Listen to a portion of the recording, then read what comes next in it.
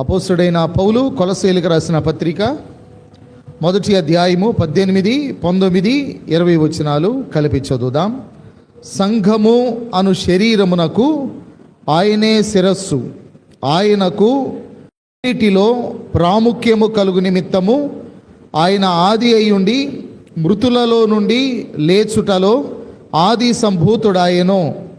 ఆయన యందు సర్వసంపూర్ణత నివసింపవలననియు ఆయన శిలువ రక్తము చేత సంధి చేసి ఆయన ద్వారా సమస్తమును, అవి భూలోకమందున్నవైనను పరలోకమందున్నవైనను వాటినన్నిటినీ ఆయన ద్వారా తనతో సమాధానపరచుకొనవలననియు తండ్రి అభీష్టమాయెను. ప్రియులారా, మనం వచ్చిన వెంబడి వచ్చిన ధ్యానములో మరి పోయిన వారం 17, 18 వచనాలు చదువుకొని అందులో 3 మాటలు జ్ఞాపకం చేసుకున్నాం. ఒకటి, క్రీస్తు ప్రాధాన్యత మనం జ్ఞాపకం చేసుకున్నాం. అందులో ముఖ్యంగా ఆయన అన్నిటికంటే ముందుగా ఉన్నవాడు అనే దాన్ని మనం గుర్తుపెట్టుకున్నాం. తర్వాత రెండవది, క్రీస్తు ప్రభావాన్ని మనం చూసాం. అందులో ఆయనే సమస్తానికి ఆధారభూతుడు అనే మాట జ్ఞాపకం చేసుకున్నాం. మూడవది, క్రీస్తు అధికారం మనం జ్ఞాపకం చేసుకున్నాం. అందులో ఆయన సంఘము, శరీరము అనబడిన సంఘమునకు ఆయన శిరస్సుగా ఉన్నాడు అని ఆయన యొక్క అధికారాన్ని, ఆధిపత్యాన్ని గత వారం మనం జ్ఞాపకం చేసుకున్నాం. ఈ వారం 18, 19, 20 వచనాల్లో మరికొన్ని విషయాలు మనం ధ్యానం చేద్దాము. ఆ విషయాలు ధ్యానం చేస్తూ ముఖ్యంగా 3 మాటలు మనం ఈ వచనాల్లో నుండి మనం గుర్తుపెట్టుకోవాల్సిన వారమై ఉంటున్నాం. మనం 18వ వచనంలో ఏమేం చూస్తూ వచ్చాము అని అంటే, 18వ వచనంలో సంఘము అను శరీరమునకు ఆయనే శిరస్సు అనే విషయాన్ని జ్ఞాపకం చేసుకున్నాం. ఇవి అలంకార రూపంలో చెప్పబడినవి మాత్రమే కాకుండా గుర్తులుగా చెప్పబడినవి. పోయిన వారం మనం చూసాం సంఘానికి ఏ ఏ పోలికలు ఉన్నాయి అంటే, వధువు, ద్రాక్ష తోట, దేవుని ఇల్లు, దేవుని కుటుంబము, తర్వాత శరీరము అని అన్నాడు. ఇంకా చెప్పాలి అంటే గొర్రెల మందతో కూడా పోల్చాడు. ఆయన కాపరి, మనం ఆయన మేపు గొర్రెల అని అన్నాడు. ఇవన్నీ కూడా సంఘానికి ఉన్న పోలికలుగా మనం జ్ఞాపకం చేసుకుంటూ వచ్చాం. సాదృశ్యములు అని అనుకున్నాం వాటిని. అలాగనే ఇక్కడ కూడా ఆయన శిరస్సు అయితే మనము శరీరముల అవయవాలు ఎలా పనిచేస్తాయో గత వారం జ్ఞాపకం చేసుకున్నాం. వాటి మధ్య ఏకత్వము, సమన్వయము అనేవి మనం చూసాం. తర్వాత ఒకదాని మీద ఒకటి ఆధారపడడం అనే దాన్ని జ్ఞాపకం చేసుకున్నాం. తర్వాత వాటి మధ్య వైవిధ్యం ఉంది, కానీ అవి ఒకదాన్ని ఒకటి గనపరుచుకుంటాయి. అన్ని అవయవాలు ఒకేలాగా ఉండవు. మన చేతి వ్రేళ్ళు చూస్తే వీటి సైజుల్లో తేడా ఉంది, కానీ ఇవన్నీ ఒకదాన్ని ఒకటి గనపరుచుకుంటాయి. ఇప్పుడు ఈ వేళ్ళన్నిట్లో చిన్న వేలు బొట్టన వేలు కదండి. ఈ బొట్టన వేలు తీసేస్తే 4 వేళ్ళు పనిచేయగలుగుతాయా అంటే పనిచేస్తానికి పనిచేస్తాయి. ఏదైనా వస్తువు పట్టుకోవాలంటే బొట్టన వేలు ఉండాలి కదా. కనుక చిన్నవైనా అవి ఒకదాన్ని ఒకటి గనపరుచుకుంటాయి. అలాగా శరీరంలో అనబడిన సంఘములో ఉన్న మనము ఒకవేళ కృపావరాలు, తలాంతులు ఇతరులకు ఉన్నట్టు మనకు లేకపోయినా మనం ఒకరినొకరు గనపరచడం. అదే రోమాపత్రిక 12వ అధ్యాయంలో పౌలేమన్నాడంటే, మీరు మీ ఎదుటి వారిని మీకంటే యోగ్యులు అని మీరు ఎంచండి, యోగ్యులుగా ఎంచండి అని అన్నాడు. అంటే మనం తగ్గించుకొని ఇతరులు యోగ్యులు అన్నట్టుగా ఉండాలి అని అన్నాడు. కొంతమందికి పాడటం కుదరకపోవచ్చు, పాడాలనే ఆసక్తి ఉండొచ్చు, మనం వాళ్ళని ఎంకరేజ్ చేయాలి. అంతేగాని మేము బాగా పాడలేదు, రాగం కుదరలేదు, తాళం కుదరలేదు కాబట్టి మనం నవ్వుకుంటా కూర్చున్నాం అనుకోండి, మనం కించపరుచుకున్నట్టుగా అవుతుంది. అలాగా ఒక్కొక్కరు వాక్యం చెప్పేవాళ్ళు ఉంటారు. అందరూ ఒకేలాగా చెప్పకపోవచ్చు, కానీ అందరినీ ఒకే గాడిని కట్టేయకూడదు. దేవుడు వారికి ఇచ్చిన కృపావరాలను బట్టి మనం వాళ్ళని ఘనపరుస్తూ అందులో ఉన్న మంచిని మనం తీసుకోవడానికి ప్రయత్నం చేయాలి. అలాగా పరిచర్య, ఇంకేదన్నా కానివ్వండి, ఇవన్నీ కూడా మరి అందరూ ఒకలాగా ఉండకపోవచ్చు, మన మధ్య వైవిధ్యం ఉండొచ్చు, కానీ ఒకరినొకరు గనపరుచుకోవటం, గౌరవించుకోవటం అనేది చాలా ప్రాముఖ్యం అనే విషయాన్ని మన గత వారం జ్ఞాపకం చేసుకున్నాం. ఈ వారం 18, 19, 20 వచనాల్లో మనం 3 విషయాల్ని జ్ఞాపకం చేసుకుందాం. ఒకటి, ఆయనకు అన్నిటిలో ప్రాముఖ్యము కలుగు నిమిత్తము అన్నాడు 18వ వచనములో. ఆయనకు అన్నిటిలో ప్రాముఖ్యము కలుగు నిమిత్తము అన్నాడు. రెండవది 19వ వచనములో ఆయన యందు సర్వసంపూర్ణత నివసింపవలెననియు అన్నాడు. ఆయన యందు సర్వసంపూర్ణత నివసించాలి. తర్వాత 20వ వచనం మధ్యలో మనం చూస్తాం, ఆయన ద్వారా సమస్తమును తనతో సమాధానపరుచుకొనవలెనని. అంటే 2 చోట్ల ఉంది. అందులో మరి ఆయన ద్వారా సమస్తమునని ప్రారంభంలో చెప్పాడు, మధ్యలో ఆయన ద్వారా తనతో సమాధానపరుచుకొనవలెనని అని అన్నాడు. ఈ రెండింటిని కలిపి ఆయన ద్వారా సమస్తమును తనతో సమాధానపరుచుకొనవలెనని అనే మాట. కాబట్టి 3 మాటల్ని ఈరోజు మనం గుర్తుపెట్టుకోవాలి. ఒకటి, ఆయనకు అన్నిటిలో ప్రాముఖ్యము కలుగు నిమిత్తము అని అన్నాడు. ప్రాముఖ్యము అనే దానికి పర్యాయ పదాలు ఉన్నాయి కదా. ప్రాముఖ్యము అనే దానికి ఏమేమి ఉన్నాయి పర్యాయ పదాలు? ప్రాముఖ్యము, ప్రాధాన్యత, అది కూడా ఒకటి. ప్రాముఖ్యము, ప్రాధాన్యత, ఆధిక్యము, అది కూడా ఆధిక్యము. ఇంకా మనం చాలా చెప్పొచ్చు. ఇలాగా మొదటి స్థానము అని కూడా చెప్పొచ్చు ప్రాముఖ్యము అన్నప్పుడు. ఇలాగ మనం ఈ పర్యాయ పదాలని మనం జ్ఞాపకం చేసుకుంటే యేసుక్రీస్తుకి అన్నిటిలో ప్రాముఖ్యం కలగాలి అనేది తండ్రి అయిన దేవుని యొక్క సంకల్పం. మనం గత వారం జ్ఞాపకం చేసుకున్నాం, యేసు ప్రభు సృష్టిలో ఒక భాగం మాత్రమే కాదు, ఆయన సృష్టికర్త. సృష్టిలోనికి వచ్చాడు ఆయన. కనుక ఆయన సృష్టికర్త, ఆయన సృష్టిలో భాగమయ్యాడు. కానీ కొంతమంది ఎంతవరకు చూస్తారు అంటే ఆయన సృష్టిలో భాగం మాత్రమే అన్నట్టుగా. కానీ ఆయన సృష్టి కలుగక మునిపే ఉన్నవాడు, సమస్త సృష్టిని కలుగు చేసిన వాడు, ఆయన సృష్టికర్త అనే విషయాన్ని మనం జ్ఞాపకం చేసుకోవాలి. కనుక ఆయనకు అన్నిటిలో ప్రాముఖ్యము కలుగు నిమిత్తము అనేది. కొలస్సీ పట్టణము రకరకాల సంస్కృతులు సాంప్రదాయాలతో నిండినదిగా మనం తరచుగా జ్ఞాపకం చేసుకుంటున్నాం. రోమీల ప్రవాస స్థానం కొలస్సీ పట్టణం. దానికి ముందు గ్రీకు కల్చర్ అనేది ఆ ప్రాంతాన్ని బాగా ప్రభావితం చేసింది. అందువల్ల ఆ ప్రాంతంలో గ్రీకులు మాట్లాడే గ్రీకు భాష మాట్లాడతారు, తర్వాత రోమీలు మాట్లాడే లాటిన్ భాష మాట్లాడతారు. లాటిన్, గ్రీకు ఇవి మాట్లాడతారు. ఇంకా అరమైక్ మాట్లాడతారు. యేసు ప్రభు జీవించిన కాలంలో సామాన్య జనులు మాట్లాడిన భాష అరమైక్ భాష. యేసు ప్రభు ఏ భాషలో మాట్లాడాడు అంటే అరమైక్ భాషలో మాట్లాడాడు. అరమైక్ వేరు, అరబిక్ వేరు.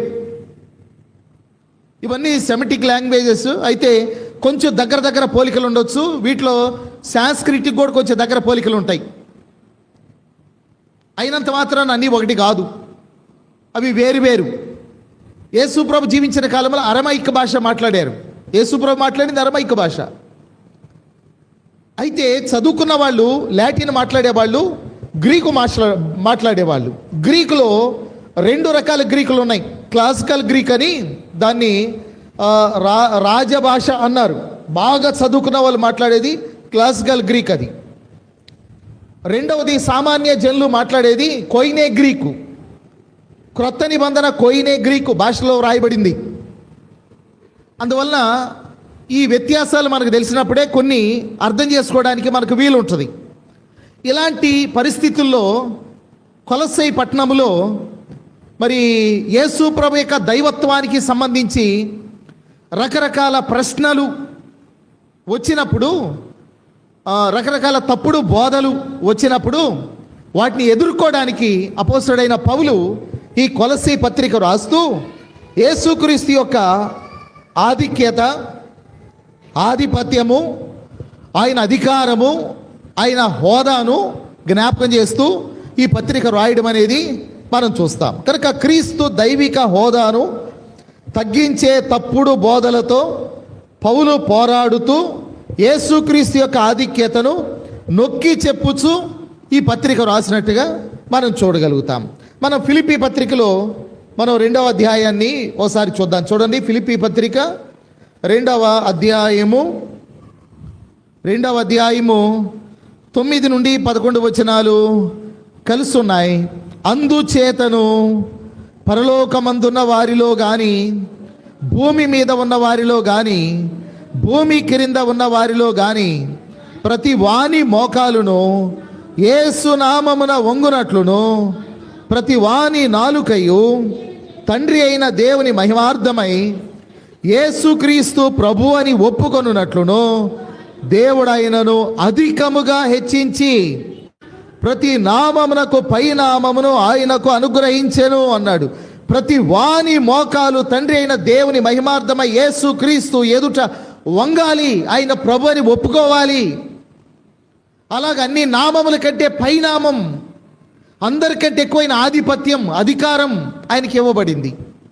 కాబట్టి రాజులు, చక్రవర్తులు ఎవరున్నా ఆయన ఎదుట వంగవలసిన వారే, ఆయన ఎదుట మోకరించవలసిన వారే. వారు మాత్రమే కాదు, పాత పాటలో ఒక పదం ఉంటుంది, ఈ లోక దేవతలన్నీ ఆయన ముందరా, ఈ లోక దేవతలన్నీ ఆయన ముందరా సాగిలపడి నమస్కరించి గడగడలాడును, సాగిలపడి నమస్కరించి గడగడలాడును. ఈ పాట ఒక ఆయన రాస్తే ఆయన మీద కేసేశారు, కోర్టులోకి వెళ్ళాడు. ఆయనే వాదించుకోవటం, ఆయన పక్షాన లాయర్ లేడు. జడ్జి గారు అడిగాడు, ఏమయ్యా, ఈ లోక దేవతలన్నీ కూడా మీ దేవుని ఎదుట మోకరించి గడగడలాడాలా? మీ దేవుడి గురించి చెప్పుకుంటే చెప్పుకోండి, కానీ మా దేవతల గురించి మీకెందుకు అని మాట్లాడితే ఆయన అన్నాడు, ఏమండి, నా సొంతగా నేనేం రాయలేదండి, అది బైబిల్లో ఉన్నదే రాశానండి అన్నాడు. కీర్తన గ్రంథంలో ఉంది కదా, జనముల దేవతలు ఆయనకు నమస్కారము చేస్తారు, గడగడ వణుకుతారు, ఆయన ఎట్లా సాగిల పడతారు. వాడు బైబిల్లో ఉన్నదే రాశానండి అన్నాడు. ఇప్పుడు అది రాసింది దావీదు, ఇప్పుడు ఆయన మీద ఎవరు పెడతారు కేసు? కనుక ఇది బైబిల్లో ఉన్నదే, అది జరిగేది. అది ఆయన రాకడ వచ్చినప్పుడు ఈ లోకంలో దేవుళ్ళు, దేవతలు అనబడిన వారు ఎవరున్నారో ప్రతి ఒక్కరూ కూడా ఆయన ఎదుట మోకరించాల్సిందే, సాగిల పడాల్సిందే. అలాంటిది మనుషులుగా పిలువబడిన ప్రతి ఒక్కరూ కూడా ఆయన ఎదుట మోకరించాల్సిందే. ఆ దినాల్లో మరి రోమా చక్రవర్తి సీజర్ ఆయన్ని దేవుని యొక్క ప్రతినిధిగా కొలిసేవారు, ఆయన దేవుడిగా కొలవబడేవాడు. ఒకానొక సమయంలో మరి మీకు ఈయన రాజు కదా అని యేసు ప్రభుని సిలువేయడానికి పట్టుకెళ్ళినప్పుడు, హేరోద్ దగ్గర నిలవబెట్టినప్పుడు, పిలాతు దగ్గర నిలవబెట్టినప్పుడు, ఆ 2 సందర్భాల్లో వాళ్ళు యూదులు ఏమన్నారో తెలుసా? మాకు కైసరు తప్ప వేరొక రాజు లేడు అని మాట్లాడారు. అంటే కైసరు ఆయన వారికి చాలా గొప్ప రాజులాగా, దైవాంశ సంభూతుడులాగా ఆనాటి ప్రజలు కొలిసేవారు. అలాంటిది యేసు ప్రభు ఎదుట అలా కొలవబడిన వారు ఎవరైనా సరే ఆయన ఎదుట మోకరించాలి. ఆయన నామం అన్ని నామముల కంటే ఉన్నతమైన నామముగా హెచ్చింపబడుతుంది మనం చూసాం. అందుకని అన్నాడు కదా, ఆయనకు అన్నిటిలో ప్రాముఖ్యము కలుగు నిమిత్తము అని అన్నాడు. ఎఫెసీ పత్రిక 1వ అధ్యాయం ఇంకొక మాట చూద్దాం, 20 నుండి 22 వచనాలు.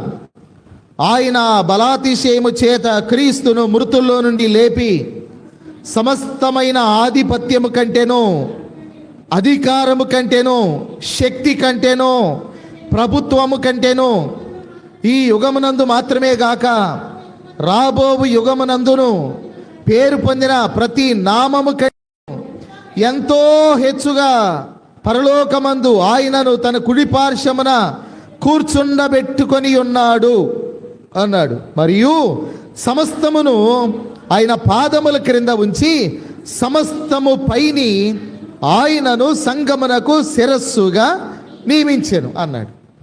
యేసు ప్రభు యొక్క ఆధిపత్యాన్ని మనం చూస్తున్నాం, ఆయన ప్రాధాన్యతను, ప్రాముఖ్యతను మనం చూస్తున్నాం. ఆయన ఎలాంటి వాడు? ఆయన ఆకారమందు మనుషుడిగా కనబడ్డాడు.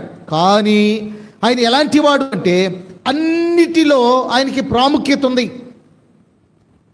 బలమైన, అధికారమైన, ఆధిపత్యమైన, రాజులైన, అధిపతులైన, చక్రవర్తులైన వారందరికంటే కూడా అతి శ్రేష్ఠుడు, ఉన్నతుడు ప్రభువైన యేసుక్రీస్తు. ఈ లోకంలో ఉన్న అధికారములన్నీ ఆయన కాళ్ళ క్రింద పెట్టేశాడు. తండ్రి అయిన దేవుడు, కుమారుడైన క్రీస్తు కాళ్ళ క్రింద. కాబట్టి ఆయనకు అన్నిటిలో ప్రాముఖ్యము కలుగు నిమిత్తము అని అన్నాడు. అన్నిటిలో అన్నప్పుడు 4 విషయాలు మనం గుర్తుపెట్టుకోవాలి ముఖ్యంగా. ఒకటి, సృష్టిలో యేసుక్రీస్తు యొక్క ప్రాధాన్యతను మనం చూస్తాం. బైబిల్ ఏం చెప్తుందంటే కలిగి ఉన్నది ఏది ఆయన లేకుండా కలుగలేదు. సృష్టిలో ఆయనకు ప్రాధాన్యత ఉంది. అన్నిటిలో ప్రాముఖ్యత, ప్రాధాన్యత అన్నప్పుడు సృష్టి అంతా కూడా ఆయనకు ప్రాధాన్యత. కలిగి ఉన్నది ఏది ఆయన లేకుండా కలుగలేదు. రెండవది, పునరుద్ధానములో ఆయన యొక్క ప్రాధాన్యతను మనం చూస్తాం. బైబిల్ ఏం చెప్తుందంటే మృతులలో నుండి తిరిగి లేచుటలో ఆయన ఆది సంభూతుడు. మరణం ఆయనను బంధించి ఉంచుట అసాధ్యం. కనుక పునరుద్ధానములో యేసుక్రీస్తు యొక్క ప్రాధాన్యత. మూడవది, సంఘములో యేసుక్రీస్తు యొక్క ప్రాధాన్యత. సంఘము అను శరీరమునకు ఆయన శిరస్సు. ఆయన శిరస్సత్వం క్రింద సంఘం ఉంది. సంఘములో యేసుక్రీస్తు యొక్క ప్రాధాన్యత. ప్రతి అధికారములో యేసుక్రీస్తు యొక్క ప్రాధాన్యత. అంటే ప్రతి మోకాలు ఆయన ఎదుట వంగవలెను అనేది. కాబట్టి సృష్టిలో యేసుక్రీస్తు యొక్క ప్రాధాన్యత, పునరుద్ధానములో యేసుక్రీస్తు యొక్క ప్రాధాన్యత, సంఘములో యేసుక్రీస్తు యొక్క ప్రాధాన్యత, ప్రతి అధికారములో యేసుక్రీస్తు యొక్క ప్రాధాన్యత మనం చూసినప్పుడు ఆయనకు అన్నిటిలో ప్రాముఖ్యము కలుగు నిమిత్తము అని అన్నాడు. మాత్రమే కాదు, ప్రతి వ్యక్తి జీవితంలో కూడా యేసుక్రీస్తుకి ప్రాముఖ్యత కలగాలి, ప్రాధాన్యత కలగాలి. సృష్టిలోనే కాదు, ప్రతి వ్యక్తి జీవితంలో కూడా, నా జీవితంలో కూడా యేసుక్రీస్తు ప్రముఖుడిగా ఉండాలి. ఆయనకు ప్రాధాన్యత కలగాలి. అంటే ఎలాగూ అనంటే ఆయనకు మన జీవితంలో ప్రథమ స్థానాన్ని ఇవ్వాలి. దాన్ని ఏమన్నారంటే నిర్ణయాధికారం అని అన్నారు. నిర్ణయాధికారం ఎవరిదై ఉండాలి? మన జీవితంలో దేవునిదై ఉండాలి. ఎవరా దేవుడు? యేసు ప్రభు. మన జీవితంలో నిర్ణయాధికారం యేసుక్రీస్తుది అయి ఉండాలి. మనం నిర్ణయాలు తీసుకునేటప్పుడు పర్మిషన్ తీసుకోవాలి, ఆయన సలహా తీసుకోవాలి, ఆయన చిత్తాన్ని తెలుసుకోవాలి. మనం బైబిల్ ఏం చెప్తుందంటే ఒకరి ఎదుట సరి అయినదిగా కనబడు మార్గము కలదు, తొదకు అది మరణమునకు దారి తీయును. యేసు ప్రభు యొక్క సలహా పొందకుండా నీ సొంతగా నువ్వు తీసుకునే నిర్ణయాలు కొన్నిసార్లు నష్టాల్లోనికి, కష్టాల్లోనికి నడిపించవచ్చు. అందువలన నిర్ణయాధికారం ఆయనదై ఉండాలి. అందుకనే బైబిల్లో గత రాత్రి కూడా జ్ఞాపకం చేసుకున్నాం. దావీదు మరి రాజైన తర్వాత ఆయన సమూయేలు 2వ గ్రంథం 2వ అధ్యాయంలో నేను యోధా పట్టణములలోనికి పోదునా అన్నాడు. దేవుడు అన్నాడు పొమ్మన్నాడు. నేను దిగవలసిన స్థలం ఏది? హెబ్రోనుకి వెళ్ళమన్నాడు. 5వ అధ్యాయంలో ఫిలిస్తీన్లు ఇశ్రాయేలు మీదకి యుద్ధానికి వస్తే దావీదు అన్నాడు నేను ఫిలిస్తీన్ల మీదకి యుద్ధానికి పోదునా? దేవుని దగ్గర విచారణ చేశాడు, పొమ్మని చెప్పాడు. అదే అధ్యాయంలో 2వసారి మరలా ఫిలిస్తీన్లు వచ్చినప్పుడు ప్రభా నేను పోదునా ఫిలిస్తీన్ల మీదకి అంటే ప్రభు అన్నాడు వద్దు, నువ్వు చుట్టూ మార్గాన్ని వెళ్ళు, కంబళి చెట్లకు ఎదురుగా వెళ్ళి వారి మీద పడు. అది కూడా ఎప్పుడో తెలుసా? కంబళి చెట్ల కొనలను నేను కదిలించినప్పుడు నేను మీకంటే ముందుగా వారి మీదకి యుద్ధానికి పోతాను కనుక అప్పుడు మీరు త్వరపడి బయలుదేరాలి అని అన్నాడు. అంటే దేవుని చిత్తాన్ని తెలుసుకోవడం, నిర్ణయాధికారం. ఆయన మన జీవితంలో ఆయనకు ప్రాముఖ్యత కలగాలి. మన జీవితంలో ఆయనకు అధికారం ఉండాలి, ఆధిపత్యం ఉండాలి. సామెతల్లో 3వ అధ్యాయంలో అదే చెప్పాడు. సామెతల గ్రంథంలో గత రాత్రి కూడా మనం జ్ఞాపకం చేసుకున్నాం. సామెతల గ్రంథం 3వ అధ్యాయంలో జ్ఞాని అయిన సొలొమోను ఇలా చెప్తూ వచ్చాడు. 3వ అధ్యాయము 5వ వచనం, నీ స్వబుద్ధిని ఆధారము చేసుకొనక నీ పూర్ణ హృదయముతో యెహోవా యందు నమ్మకముంచుము. నీ ప్రవర్తన అంతటి యందు ఆయన అధికారమునకు ఒప్పుకొనుము. అప్పుడు ఆయన నీ త్రోవలను సరళము చేయును. నేను జ్ఞానిని కదా అని నీవు అనుకొనవద్దు. యెహోవా యందు భయభక్తులు కలిగి చెడుతనమును విడిచిపెట్టుము. అప్పుడు నీ దేహమునకు ఆరోగ్యము, నీ ఎముకలకు సత్తువయు కలుగు. నేను జ్ఞానిని కదా అని అనుకోవద్దు. నీ స్వబుద్ధిని నీవు ఆధారం చేసుకోవద్దు. పూర్ణ హృదయముతో ఆయన యందు నమ్మకముంచు. ఆయన చిత్తాన్ని తెలుసుకో. ఆయన చిత్తానుసారంగా నడు. బైబిల్లో ఒక మాట ఉంది, నేడైనా రేపైనా ఒకానొక పట్టణమునకు వెళ్ళి వ్యాపారము చేసి లాభము సంపాదించము రండని చెప్పుకొని వారులారా, రేపేమీ సంభవించునో మీకు తెలియదు. మీ జీవం ఏ పాటిది? మీరు ఇంతలో కనబడి అంతలో మాయమయ్యే ఆవిరి వంటి వారే అన్నాడు. మీ జీవం ఏ పాటిది? మన సొంత ప్రణాళికలు, మన సొంత ఆలోచనలు, అవి కొన్నిసార్లు అవి నెరవేరవు. ఆయన చిత్తాన్ని మనం తెలుసుకోవాలి. కనుక మన జీవితంలో ఆయనకు ప్రథమ స్థానాన్ని ఇవ్వాలి, నిర్ణయాధికారాన్ని ఇవ్వాలి. రెండవది, క్రీస్తును కేంద్రంగా కలిగి జీవించాలి. క్రైస్ట్ సెంటర్ లైఫ్ అన్నారు. క్రీస్తు కేంద్రీకృత జీవితం. ఆయన మన జీవితంలో కేంద్రంగా ఉండాలి. కొంతమంది జీవితంలో ధనమే కేంద్ర స్థానాన్ని ఆక్రమిస్తూ ఉంటుంది. వారు ఏది చేసినా డబ్బుల కొరకే చేస్తారు. వారు పలకరించినా, ప్రేమను చూపినా, చివరికి మంచినీళ్ళు ఇచ్చి టీ ఇచ్చినా లాభం లేనిదేమీ చెయ్యదు. పాట పాడుతూ ఉంటారు కదా, లాభం ఏమీ లేకుండా, ఫలితం ఆశించకుండా ప్రేమ చూపు వారెవరు లోకమందున అన్నట్టుగా. కొంతమందికి డబ్బే ముఖ్యం కనుక ధనాన్ని కేంద్రంగా చేసుకొని పలకరింపులు, ప్రేమలు, ఆప్యాయతలు, ధనం లేకపోతే ఏమీ ఉండవు. కానీ దేవుని పిల్లలంగా మనం క్రీస్తును మన జీవితంలో కేంద్రంగా చేసుకోవాలి. మనం ఏది చేసినా ఆయనను బట్టి, ఆయన కొరకు, ఆయన నిమిత్తం. బైబిల్లో ఒక మాట ఉంది, హెబ్రీ పత్రిక 6:10 అన్నాడు కదా, తన నామమును బట్టి చూపిన ప్రేమను మరుచుటకు దేవుడు అన్యాయస్తుడు. ఆయనను బట్టి మనం సహాయం చేశాం. ఆయనను బట్టి క్రీస్తును మనం కేంద్రంగా చేసుకున్నాం. ఏది చేసినా క్రీస్తు యొక్క ప్రాముఖ్యత కొరకు, ఆయనను బట్టి, ఆయన కొరకు, ఆయన వలన మనం చేసేవారు ఏదైనా సరే. అందుకని డబ్బు ప్రాముఖ్యం కాదు, డబ్బు మనకు కేంద్ర బిందువు కాదు, క్రీస్తే మనకు కేంద్ర బిందువు. కనుక బైబిల్లో ఒక మాట ప్రభువు చెప్పారు కదా, ఒకడు దేవుణ్ణి సిరిని కలిపి సేవించలేడు. నువ్వు ధనాన్ని ప్రేమించే వ్యక్తి అయితే దేవుని ప్రేమించలేవు. నువ్వు దేవుణ్ణి ప్రేమించే వ్యక్తి అయితే ధనాన్ని ప్రేమించలేవు. రెండు కత్తులు ఒక వరలో ఎమడవు. ఒక దాసుడు ఇద్దరు యజమానులకు దాసుడిగా ఉండలేడు. ప్రభు చెప్పిన మాటలు ఇవన్నీ కూడా. కాబట్టి ధనాన్ని మనం కేంద్రంగా చేసుకోకూడదు. ఈ దినాల్లో మనం ప్రపంచ వ్యాప్తంగా చూసినప్పుడు అన్నిటికీ ధనమే మూలం. అది రాజకీయమైనా, అది వ్యాపారమైనా, ఏదైనా సరే అన్నిటికీ ధనమే మూలం. బంధాలు, బాంధవ్యాలన్నీ కూడా ధనం మీద ఆధారపడి ఉంటాయి. ధనమే మూలం. కానీ మనకు కేంద్ర బిందువు క్రీస్తు కావాలి. ధనం మన కాళ్ళ క్రింద ఉండాలి, క్రీస్తును మన తలపైన పెట్టుకోవాలి. ధనం మన కాళ్ళ క్రింద ఉండాలి, క్రీస్తు మన తల మీద ఉండాలి. ఆయనను కేంద్రంగా చేసుకొని మనం జీవించాలి. కాబట్టి రెండవది, అంటే మన జీవితంలో యేసుక్రీస్తుకు ప్రాధాన్యత కలగాలి అని అంటే, ఒకటి, నిర్ణయాధికారం క్రీస్తుదై ఉండాలి. ప్రథమ స్థానాన్ని క్రీస్తుకి ఇవ్వాలి. రెండు, క్రీస్తును కేంద్రముగా కలిగి జీవించాలి. ఫిలిప్పీ 1:21 అన్నాడు కదా పౌలు, నా మట్టుకైతే బ్రతుకుట క్రీస్తే, చావైతే లాభం అన్నాడు.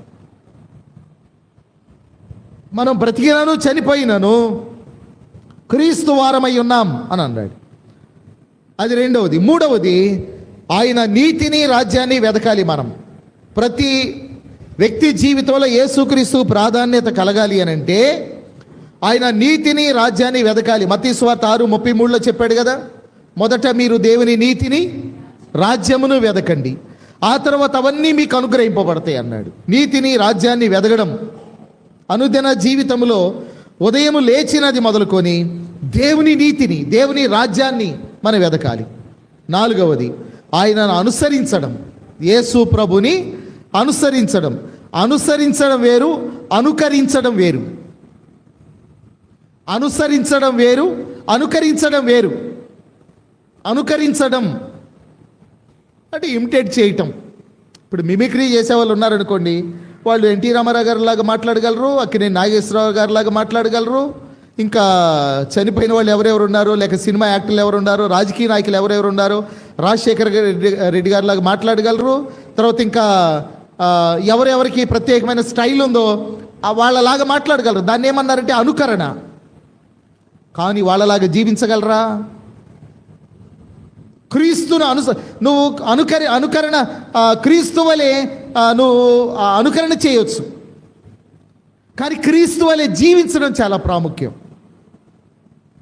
చాలా కాలం క్రితం ఏసీ కాలేజీలో జరిగిన నాటకం నేను అంతకుముందు కూడా చెప్పాను. అది యేసు ప్రభు యొక్క సిలువను గురించినటువంటి నాటకం. అది రియల్గా జరిగింది. అది ఆ నాటకంలో యేసు ప్రభు యొక్క సిలువకు సంబంధించింది. కరుణామయుడు సినిమా వచ్చిన తొలి దినాల్లో జరిగింది అది. అప్పుడు యేసు ప్రభులాగా ఒక వ్యక్తి నటిస్తూ ఉన్నాడు. సిలువను ఆయన భుజం మీద మోపారు. తర్వాత కొరడాలు తీసుకొని కొంతమంది కొట్టడానికి సిద్ధంగా ఉన్నారు. పాట స్టార్ట్ అయింది. ఏ పాట? కదిలింది కరుణరథం. కరుణామయుడిలో పాట కదిలింది కరుణరథం పాట స్టార్ట్ అయింది. ఇక అందులో మధ్యలో చెల్లున కొరడా దెబ్బలు ఆయన వీపున పడ్డాయి అనగానే వాడు కొరడాతో కొట్టాడు, కొంచెం గట్టిగా కొట్టాడు. అది గట్టిగా తగిలింది. ఆ సిలువ పక్కనేసి ఆ పాట వస్తూనే ఉంది. ఆ సిలువ పక్కనేసాడు. ఆ కొట్టుని వెనక్కి తిరిగి వాడిని తన్నాడు అన్నమాట. అరే ఒక కొరడా దెబ్బే, దానికి కూడా గాల ముళ్ళులు ఏమీ లేవు. కానీ యేసు ప్రభుకున్న కొరడా దెబ్బలు గాలపు ముళ్ళు ఉన్నాయి. అవి గాజు పెంకులు, గాలపు ముళ్ళుతో తయారు చేయబడింది. ఒక్కసారి శరీరం మీద ఎలాగ కొట్టి లాగితే శరీరము ముక్కలు ముక్కలుగా అది ఇలాగ ఊడి పీసులుగా కింద పడిపోతుంది. అంత ఘోరంగా వాళ్ళు కొరడాలతో కొట్టేస్తారు రోమీలు.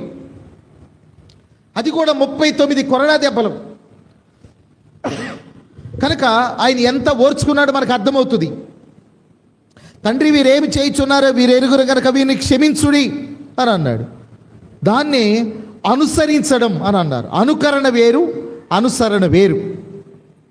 ఈనాటి క్రైస్తవుల్లో చాలామంది ఆయన అనుకరించేవారు ఉన్నారు కదా. కరుణామయుడు వచ్చిన తొలి దినాల్లో విజయ్ చంద్ర గనక యేసు ప్రభు మాట్లాడినట్టు ఎలా మాట్లాడారో అది దీనత్వం అనుకొని అలా కూడా మాట్లాడే వాళ్ళు ఉన్నారు. ఎంతో సౌమ్యంగా, ఎంతో నిదానంగా, ఎంతో మృదువుగా. కానీ హృదయంలో ఏముంది? ద్వేషం, క్రోధం, అసూయ, మత్తతలు, విమతములు కదా, వ్యభిచారములు, విగ్రహారాధన, హృదయములు అనేక రకాల దౌష్ట్యములు ఉన్నాయి. కానీ పైకి ఎంతో మృదువుగా, ఎంతో సౌమ్యంగా, ఎంతో మంచిగా, ఎంతో ప్రేమగా, ఎంతో పలకరించిన. అందువలన ఎంత మంచిగా మాట్లాడినా మనం జాగ్రత్తగానే ఉండాలి. అర్థమవుతుందా? ఎంత బాగా మాట్లాడినా, ఎంత దీనంగా మాట్లాడినా, ఎంత విశ్వాసంగా మాట్లాడినా, ఎంత ప్రేమగా మాట్లాడినా హృదయం వేరుగా ఉంటుంది. మనం జాగ్రత్తగా ఉండాలి. వారి క్రియల వలన మీరు వారిని తెలుసుకుంటారు. అదే కదా యేసు ప్రభు చెప్పింది మత్తయి సువార్త 7వ అధ్యాయంలో. వారి క్రియల వలన మీరు వారిని తెలుసుకుంటారు. మాటలు కాదు, వాళ్ళ నడవడిక, ప్రవర్తన, వారి మాదిరి, వారి జీవితం వల్ల మనం తెలుసుకుంటాం. కనుక యేసు ప్రభుని అనుసరించడం అనేది చాలా ప్రాముఖ్యం. యేసు ప్రభు చెప్పాడు కదా, ఎవడైనా తాను ఉపేక్షించుకొని తన సిలువనెత్తుకొని నన్ను వెంబడించకపోతే వాడు నా రాజ్యమునకు పాత్రుడు కాడు అన్నాడు. కనుక యేసుక్రీస్తుకి అన్నిటిలో ప్రాధాన్యత ఉండాలి. సృష్టిలో ప్రాధాన్యత, పునరుద్ధానములో ప్రాధాన్యత, సంఘములో ప్రాధాన్యత, అధికారములన్నిటిలో ప్రాధాన్యత మాత్రమే కాదు, ప్రతి విశ్వాసి జీవితంలో కూడా యేసుక్రీస్తుకి ప్రాధాన్యత ఉండాలి అని అంటే యేసుక్రీస్తుని ప్రథమంగా కలిగి ఉండి ప్రథమ స్థానాన్ని ఇచ్చే నిర్ణయాధికారాన్ని ఆయనకి ఇవ్వాలి. క్రీస్తును కేంద్రంగా చేసుకొని మనం ఏది చేసినా క్రీస్తు నిమిత్తం, క్రీస్తు కొరకు, క్రీస్తు వలన చేసేవారుగా ఉండాలి. మూడవది, ఆయన నీతిని, రాజ్యాన్ని వెతకాలి. తర్వాత ఆయనను అనుసరించాలి. ఆయన ఎలా జీవించాడో మనం అలా జీవించడానికి మనం ప్రయత్నించాలి. ఆయనలాగా జీవించడానికి మనం ప్రయత్నించాలి. అది మనం గుర్తుపెట్టుకోవాలి. కనుక ఇది మనం ఆయనకు అన్నిటిలో ప్రాముఖ్యత కలుగు నిమిత్తము అనే మాట. అందులోనే కొలసీ పత్రిక 1వ అధ్యాయము 19వ వచనములో 2వ మాట మనం చూస్తాము. ఆయన యందు సర్వ సంపూర్ణత నివసింపవలెననియు. రెండవది, ఆయన యందు సర్వ సంపూర్ణత నివసించాలి. ఏ సర్వ సంపూర్ణత? ఏ సర్వ సంపూర్ణత నివసించాలి ఆయన యందు అంటే కొలసీ పత్రిక 2వ అధ్యాయం 2:9, ఏలయనగా దేవత్వము యొక్క సర్వ పరిపూర్ణతన్నా సర్వ సంపూర్ణతన్నా ఒకటే.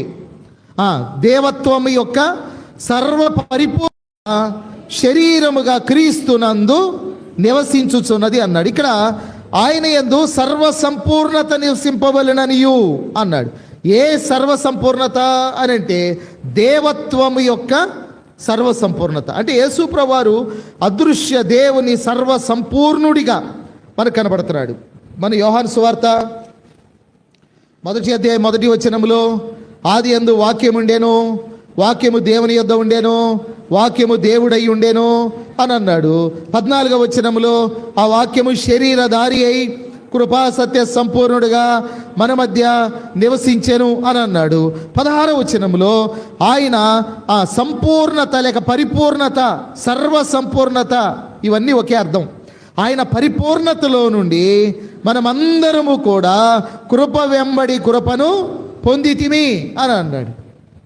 ఆయనలో దేవత్వం యొక్క సర్వ పరిపూర్ణత నివసిస్తూ ఉన్నట్టుగా మనం చూస్తాం. అందువలన ఆయన్ని శాస్త్రులు, పరిచయులు గమనించినప్పుడు చాలా డౌట్ వచ్చేది వాళ్ళకి. ఇప్పుడు ఆయన్ని ఒక్కోసారి వచ్చి ఆయన దగ్గరికి అడిగేవాళ్ళు, నీవెవరివి మాకు చెప్పు, నీవెవరవో చెప్పు అనేవాళ్ళు. ఎందుకు వచ్చేది ఆ డౌటు? ఆయన చేసే కార్యాలు అలా ఉండేవి. అరే, నీటిని ద్రాక్షరసంగా మార్చాడు, సముద్రాన్ని, పొంగుతున్న సముద్రాన్ని అరిగిపోనట్లుగా చేశాడు. 5 రొట్టెలు 2 చిన్న చేపలు 5,000 మంది తినగా 12 గంపలు మిగిలే విధంగా చేశాడు. కుష్ఠరోగులను బాగు చేశాడు, గురుడ్డి వారిని బాగు చేశాడు, ఊస కాలు చేతులు కలిగిన వారిని బాగు చేశాడు. ఆయన మృతులను లేపాడు సజీవులుగా. వాళ్ళు అడుగుతున్నారు, నీవెవరివి? అయ్యా నేనేమన్నా, నేను మనిషినే అంటే నమ్మట్లేదు వాళ్ళు. నీవెవరివి అంటే ఆయనలో ఈ యొక్క 2 స్వభావాలు, ఒకటి మానవ స్వభావం, 2 దైవ స్వభావం. దైవత్వం యొక్క సర్వ పరిపూర్ణత ఆయనలో ఉంది. అది వారు అంగీకరించలేకపోతున్నారు అని వారు వదిలిపెట్టలేకపోతున్నారు. అందుకనే పదే అడిగారు. ఒకసారి అన్నాడు ఆయన, నేను ఎవరినో మీకు చెప్తే మీరేమో నమ్మరు, మరలా నన్ను మీరు అడుగుతారు పదే అని. నేను పైనుండి వాడను, మీరు క్రింద నుండి వారు. నేను పైనుండి వచ్చిన వాడను, నేనుండే స్థలంలో మీరు ఉండలేరు, నేను వెళ్ళే స్థలానికి మీరు రారు. యోహాను సువార్త 8వ అధ్యాయంలో చెప్పాడు. వాళ్ళు ఒకసారి వాదన కూడా పెట్టుకున్నారు, నీవు మా తండ్రి అయిన అబ్రహాము కంటే గొప్పవాడువా అంటే, అబ్రహాము నా దినము చూచి ఆనందించాలనుకున్నాడు, చూచి ఆనందించాడని చెప్పాడు. నేను అబ్రహాము కంటే ముందు ఉన్నవాడను అని కూడా అన్నాడు. కాబట్టి ఆయనలో దేవత్వం యొక్క సర్వ పరిపూర్ణత ఉన్నట్టుగా మనం జ్ఞాపకం చేసుకుంటున్నాం. మూడవది, ఆయన ద్వారా సమస్తమును తనతో సమాధానపరుచుకొనవలెనని అన్నాడు. యేసు ప్రభు ద్వారా సృష్టిలో ఉన్న ప్రతీది కూడా తండ్రి అయిన దేవునితో సమాధానపరుచుకోవాలి. కనుక యేసు ప్రభు ఎవరు అని అంటే మన సమాధాన కారకుడు. మీకా గ్రంథము 5వ అధ్యాయము 2వ వచనములో, బెత్లెహేము ఎఫ్రాతా, యోదా వారి కుటుంబములలో నీవు స్వల్ప గ్రామమైనను నా కొరకు ఇశ్రాయేలీలను ఏలబోవాడు నీలో నుండి వచ్చును, పురాతన కాలం మొదలుకొని శాశ్వత కాలం ఆయన ప్రత్యక్షమగుచుండెను అన్నాడు. ఆయన యొక్క ఇటర్నిటీ మనం చూస్తాం, నిత్యత్వము అనేది మనకు కనబడుతుంది ఇక్కడ. అదే 5వ అధ్యాయము 5వ వచనం, ఆయన భూమి అంతముల వరకు ప్రబలుడగును, ఆయన సమాధానమునకు కారకుడగును అన్నాడు. ఆయన సమాధానమునకు కారకుడు అన్నాడు. అందుకని యెషయా 9:6లో చెప్పాడు కదా, ఏలయనగా మనకు శిశువు పుట్టేను, కుమారుడు అనుగ్రహించబడేను, ఆయన భుజం మీద రాజ్యభారం ఉంటుంది, ఆయన ఆశ్చర్యకరుడు, ఆలోచనకర్త, బలవంతుడైన దేవుడు, నిత్యుడగు తండ్రి, సమాధానకర్తయగు అధిపతి, ప్రిన్స్ ఆఫ్ పీస్, సమాధానకర్తయగు అధిపతి అని అన్నాడు. కనుక ఎవరైతే దేశాల మధ్య సమాధానాన్ని కలుగు చేస్తారో వారికి శాంతి దూతలాగా మరి బహుమతులు ఇవ్వడం మనం చూస్తాము. కానీ అన్ని యుగాల్లో కూడా ప్రపంచమంతటికి శాంతి దూత ఎవరంటే ప్రభువైన యేసుక్రీస్తు. ఆయన ద్వారా సమస్తమును కూడా తండ్రి అయిన దేవుడు తనతో సమాధానపరుచుకోవాలి అని అనుకున్నాడు. కొరింథీ 2వ పత్రిక 5వ అధ్యాయం 18, 19 వచనాలు, సమస్తమును దేవుని వలననైనవి, ఆయన మనలను క్రీస్తు ద్వారా తనతో సమాధానపరుచుకొని ఆ సమాధానపరచు పరిచర్యను మాకు అనుగ్రహించెను. మనం చేసే పరిచర్య సమాధానపరచు పరిచర్య. పాపి అయిన మానవుణ్ణి తండ్రి అయిన దేవునితో సమాధానపరచు పరిచర్య. కొంతమంది ఏమో మత ప్రచారం అన్నారు తెలియక, కానీ మత ప్రచారం కాదు, సమాధానపరచు పరిచర్య. క్రైస్తవులు సువార్త ప్రకటించే దేనికి అంటే, ప్రతి మానవుడు కూడా జన్మ కర్మ పాపములు కలిగిన మానవుడు తన పాపము నుండి విడుదల పొందడానికి దేవునితో సమాధాన పడాలి అని సమాధానపరచు పరిచర్య అన్నాడు. 19వ వచనంలో చెప్పాడు, అదేమనగా దేవుడు వారి అపరాధములను వారి మీద మోపక క్రీస్తునందు లోకమును తనతో సమాధానపరుచుకొనుచు ఆ సమాధాన వాక్యమును మాకు అప్పగించెను అన్నాడు. కాబట్టి యేసుక్రీస్తు పొందిన దెబ్బలు, గాయములు, కాచిన రక్తము ద్వారా మన పాపములకు, అపరాధములకు సమాధానం దొరికింది అని చెప్పే సువార్తే సమాధానపరుచు. ఎఫెసీ పత్రిక 2వ అధ్యాయం 13 నుండి, అయినను మునుపు దూరస్తులైన మీరు దూరస్తులై ఉన్నారు, ఆయన మన సమాధానమై ఉండి మీకు ఉండిన ద్వేషమును అనగా విధి రూపకమైన ఆజ్ఞలు గల ధర్మశాస్త్రమును తన శరీరమందు కొట్టివేయుట చేత మధ్య గోడను పడగొట్టి మన ఉభయులను ఏకము చేశాడు. ఇక యూదులు గ్రీసు దేశస్థులనే భేదం లేదు, వారు వీరు అనే భేదం లేదు, స్త్రీ పురుషుడనే భేదం లేదు, కనుక యూదులు అన్యులు అనే భేదం లేదు. క్రీస్తునందు మనలను ఏకము చేశాడు, మన ఉభయులను ఏకము చేశాడు. 16వ వచనంలో, తన సిలువ వలన ద్వేషమును సంహరించి దాని ద్వారా వీరిద్దరిని ఏక శరీరముగా చేసి దేవునితో సమాధానపరచవలెనని ఇలాగూ చేసెను, గనుక ఆయనయే మనకు సమాధాన కారకుడై ఉన్నాడు అన్నాడు. ఆ తర్వాత 17వ వచనంలో సమాధాన సువార్తను ప్రకటించననే మాట కూడా మనం జ్ఞాపకం చేసుకుంటున్నాం. కాబట్టి ఈరోజు 3 మాటల్ని మనం జ్ఞాపకం చేసుకుంటున్నాం. 10వ వచనం కొలసీ పత్రిక 1:18లో ఆయనకు అన్నిటిలో ప్రాముఖ్యము కలుగు నిమిత్తం. మరి మన జీవితంలో ఆయనకి ప్రథమ స్థానం ఉందా, చివరి స్థానం ఉందా? నిర్ణయాధికారం క్రీస్తుదేనా, లేకపోతే సంపూర్ణంగా మనదా? మన జీవితంలో ఆయనకి ఎలాంటి ప్రాధాన్యతనిస్తున్నాం మనం అనే దాన్ని మనం ఒకసారి ఆలోచించాలి.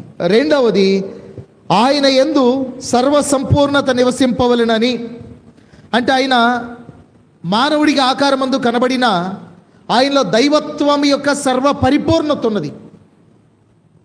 అందువల్ల సంపూర్ణ దేవునిగా, సంపూర్ణ మానవునిగా ఆయన ఉన్నాడు. కనుక దైవత్వం యొక్క సర్వ పరిపూర్ణత ఆయన యందు నివసించెను అని జ్ఞాపకం చేసుకుంటున్నాం. ఆ తర్వాత మూడవది, ఆయన ద్వారా సమస్తమును తనతో సమాధాన పరుచుకొనవలెనని. ఈరోజు మనం తండ్రి అయిన దేవునితో సమాధాన పడ్డాము అని అంటే దానికి కారణం యేసు ప్రభువే. ఆయన శిలువ, ఆయన కాచిన రక్తము, ఆయన మన సమాధాన కారకుడు. ఆయన ద్వారా మనం సమాధానాన్ని పొందాం. సమాధాన పరుచు పరిచర్య మనకు అప్పగింపబడింది. మనం సమాధానపరచు సువార్త మనం ప్రకటిస్తూ ఉన్నాం. మన సమాధానానికి ఆయనే కారకుడు. కాబట్టి ఈ మూడు విషయాలు జ్ఞాపకం చేసుకుంటూ క్రీస్తు యొక్క ఔన్నత్యాన్ని మనం తలంచి ఆయన మనం గనపరుద్దాం.